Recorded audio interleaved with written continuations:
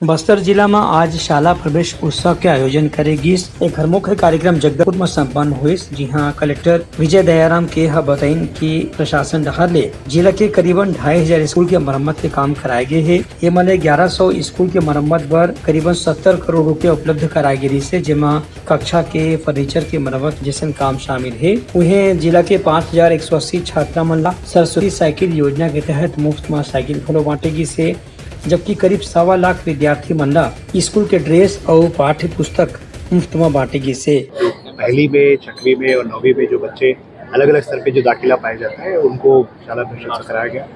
साथ ही साथ में साइकिल वितरण का कार्यक्रम भी आयोजन किया गया था, गणवेश, साथ ही साथ में पाठ्य पुस्तक का वितरण भी आज मंच कार्यक्रम के माध्यम के द्वारा कराया गया है।